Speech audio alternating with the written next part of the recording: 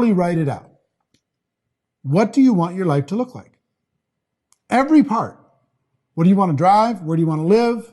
What kind of education you want your kids to have? Where do you want to go on vacation? How many vacation days? How many hours a week do you want to work? How many people do you want to reach and contribute to in your business?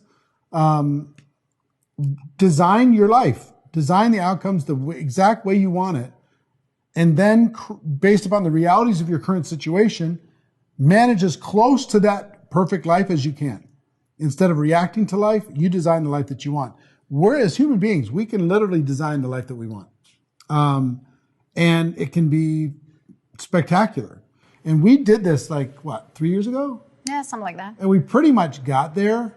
And I just told Marina in this last week or two that we need to do it again. It's time to do it again. Because some of our when you design a perfect life, you get there and you go, oh, we could tweak this a little more. We could go a little bit farther. We could do a few more things. We can be involved in more charities or whatever. You can redesign. So we're in the midst of a redesign right now. But that's some of the best advice I could give you and your family is design what you want. Come to agreement. And then use the resources you have in order to be able to make that happen. And sometimes, like you said, design what you want. Sometimes what you want is only can go as far as your vision can go, as far as you can imagine. Because like Eric and myself, we designed that, like Eric said, 3 years ago, we envisioned whatever we could grasp in our head at that time. And now when we reach those things already, now it's the time to step it up and imagine and visualize new things for us. So that's the time to kind of to redo this plan again. And like anything in life, just remember, it's never going to be a straight line to success. It's never going to be a straight line to your perfect life either. So they're going to be ups and downs. They're going to be course corrections. And I think one of the greatest skills that Eric and I have, we both are very flexible.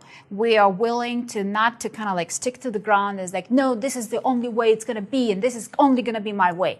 We don't do that. And I think we're just very flexible, and we can see okay, let's take a step right because that's where we need to go. Oh, let's do this because that's going to make our business better, and that's going to help us to contribute to more life. So just know it's not going to be always perfect straight line.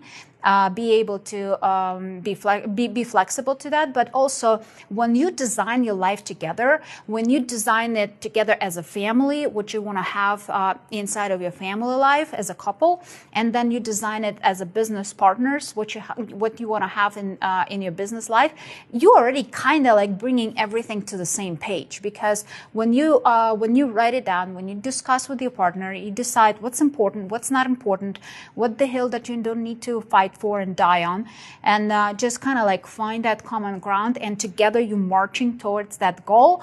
It's going to make your day-to-day life so much easier because you already had that communication. You already kind of put that goal out there, and you both know the direction where you're going. So just kind of that will definitely save you so much pain and potential fights or arguments that you might have. Because Eric and I, we don't fight. We very rarely argue, and most of the time it just, who loves each other more, pretty much.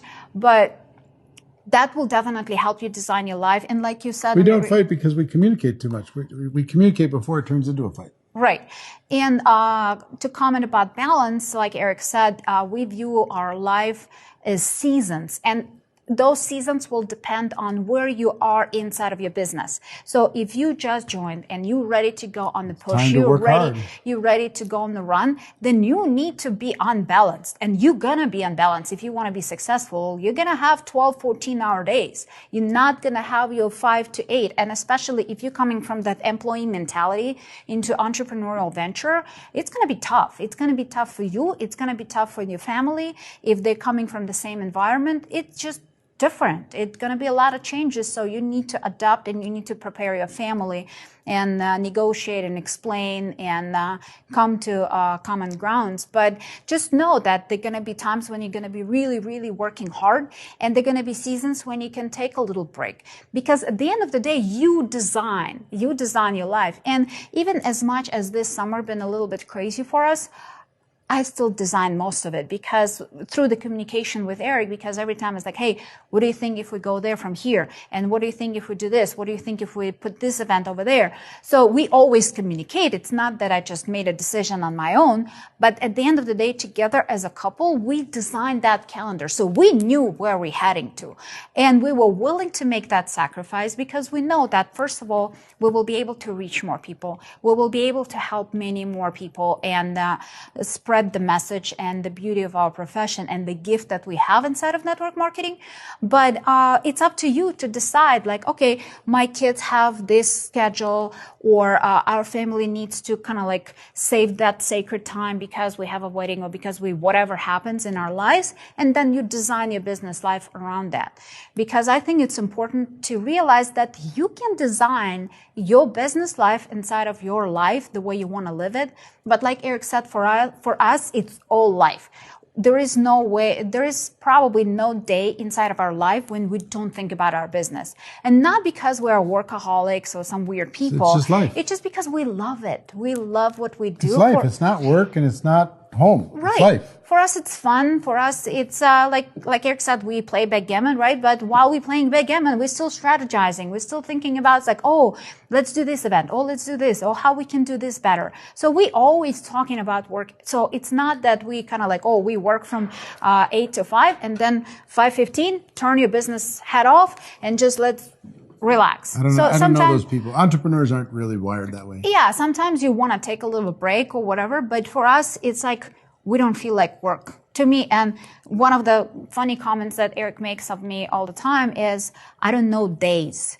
I know dates, but I don't know days. For me, Monday, Sunday doesn't matter because I work on Sundays and I can take Monday off if I feel like it or if it fits my business schedule.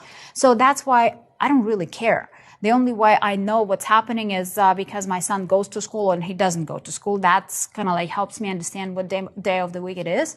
But other than that, it's just life. So just know that if you're passionate about your business, if you're passionate about your product, if you want to share it with more and more people, it just stops feeling like work.